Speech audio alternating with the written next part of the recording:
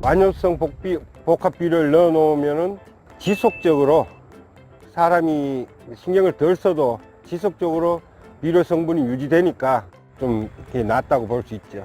추비는 요 완효성 복비를 쓰고 난 다음부터는 한 1회 정도만 줘요. 예. 그럼 그 전에 일반적인 마늘 전용 비료를 쓰셨을 때는 추비를 몇 번 주셨어요? 추비를 한 2번에서 3번. 보통 용출 기간이 3개월 내지 4개월까지 가면서 오히려 겨울을 날 때도 비절 없이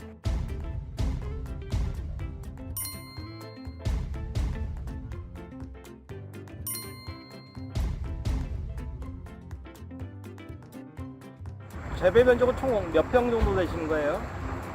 재배 면적 한 대충 한 2만 평 정도 돼. 마늘 농사를 짓기 위해 가지고 예. 벼농사를 지어요. 땅 관리하기 위해서. 올해 이제 마늘 정식 다음 주에 하실 예정이고요. 예, 예. 오늘 하실 작업이 뭔가요? 오늘은 비료를 뿌릴 건데요. 여기는 비교적 좀 땅이 사질토라 가지고 잘 빠져요. 밑으로. 이게 마늘 양파 전용 비료를 썼는데 이게 비가 오거나 아니면 일기가 불손해 가지고 비료 웃거름 주는 시기나 이런 게 이제 놓쳐버리거나 좀 늦어질 경우에 작물이 자라는 게 좀 다르더라고요. 그래서 여기는 완효성 복합 비료를 뿌리고, 완효성 복합 비료를 넣어 놓으면은 지속적으로 사람이 신경을 덜 써도 지속적으로 비료 성분이 유지되니까 거기에 좀 안심이 되고 또 작물이 좀 나은 것 같더라고요. 이게 마늘 파종해 놓고 비가 많이 왔을 때는 이게 한꺼번에, 기존에는 비료가 한꺼번에 다 같이 녹아 버리기 때문에 농도 장애도 있을 거고, 또 그 물이 빠졌을 때 이거 그 흙골에 새파랗게 비료가 녹아 있어요. 그래서 한꺼번에 용출이 된다는 거. 거기에 비해 가지고 완효성 복비를 쓰면은 파종 이후에 비가 아주 많이 와도 비료가 과해질 그런 염려가 덜한 거죠. 요새는 날씨 변덕이 하도 많아 가지고 겨울에 이제 그 이중 비닐 덮어요. 이중 비닐 덮으면은 봄에 이게 마늘은 생육을 하고 있는데 이 추비를 못하는 그런 경우가 있어요.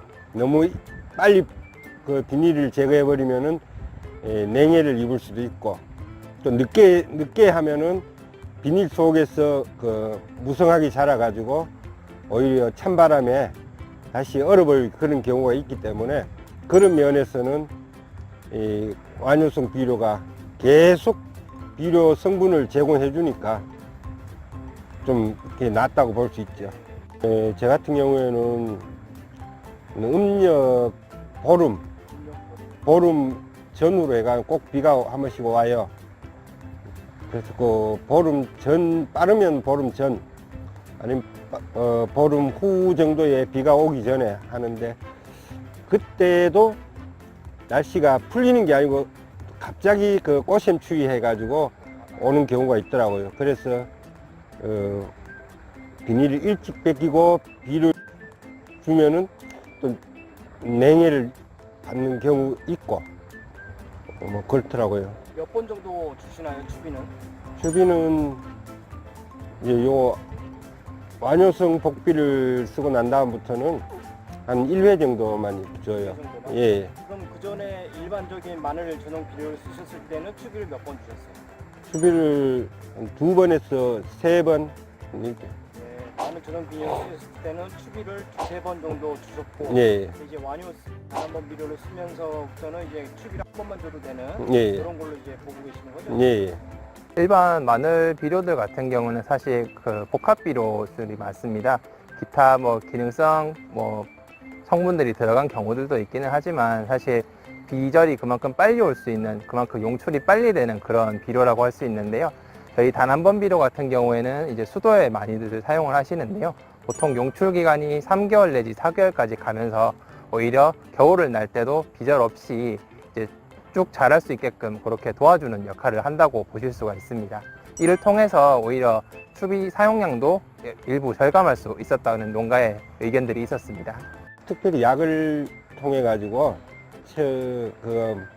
방지하기보다는 벼를 심고 짚을 절단해가 넣으면은 그게 땅도 부슬부슬해지고